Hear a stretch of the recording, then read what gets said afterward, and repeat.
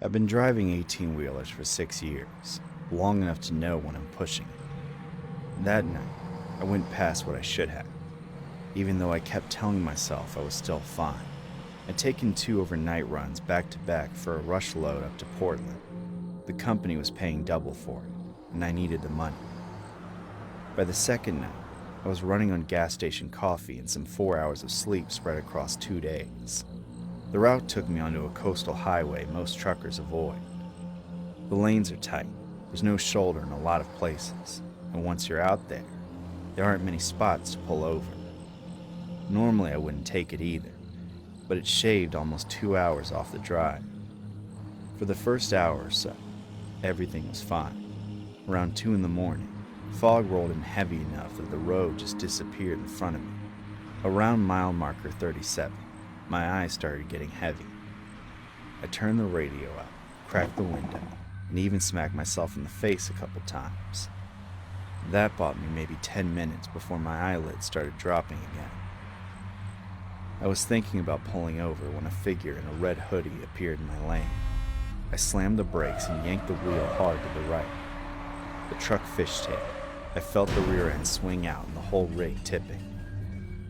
My head cracked against the side window, and everything went sideways. When I came to, I was slumped against the steering wheel with the airbag deflated in my lap. Blood was running down from above my right eye. I sat there trying to catch my breath and figure out what had happened. The truck had gone off the road and hit a tree at an angle.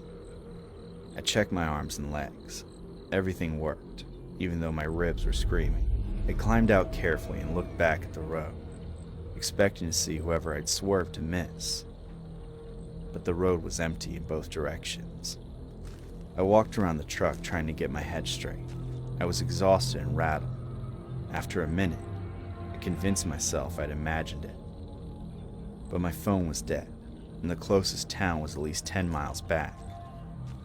So, I grabbed my flashlight from the cab and started walking along the road, hoping I'd see headlights or find a house with a light on. The fog was getting thicker. I couldn't stop shaking. That's when I noticed a building set back from the road, maybe 40 yards into the brush, with concrete walls and some kind of antenna tower sticking up behind it. It looked abandoned, but it had a roof, and maybe if I were lucky, there'd be a phone inside that still worked. I walked toward it. The front gate was hanging crooked on rusted hinges. Up close, the place looked like it had been empty for decades. The main door was metal and slightly ajar. I pushed it open. Inside smelled like wet concrete and rust. My flashlight swept over an old monitoring room with desks and chairs tipped over and papers scattered across the floor. It looked like some kind of relay station. I figured I'd wait there until morning, and then try flagging down a passing truck. Most of the rooms were empty or full of broken equipment, but something felt off. A chair was pulled away from a desk, as if someone had just stood up, and there were drag marks in the dust that looked recent. Toward the back, I noticed a narrow hallway with a faint glow coming from it, like a light was still burning somewhere. I started toward it, thinking maybe someone was actually there. I was about halfway down the hall when the floor gave out, and I dropped straight through rotted boards and landed hard on my side in a pile of broken wood and debris. The impact knocked the air out of me. My flashlight skidded away and came to rest against a concrete wall. I laid there for a minute, trying to breathe. Everything hurt.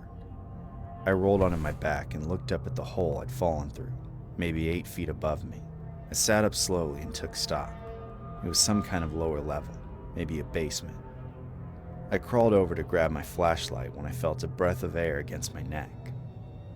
I spun around and my light caught the edge of a figure sitting in the corner of the room, just outside the reach of my beam. My stomach dropped. He might have felt my eyes on him because he spoke. He said I wasn't supposed to be there.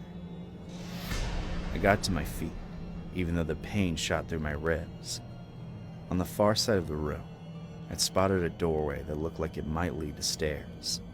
I didn't answer him. I just started moving toward it. My flashlight bounced against the walls. Behind me, I heard ruffles as if he'd just gotten up. Panic shot through, and I bolted for the doorway.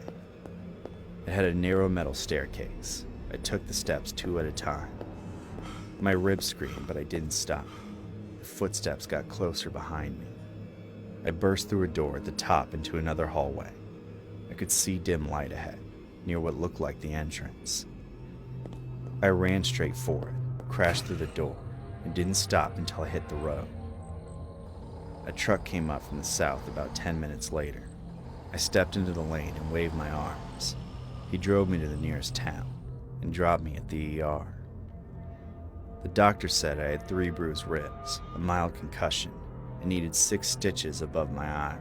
They kept me overnight for observation. 2 days later, the sheriff's department called. They said they found my truck and checked the building I described.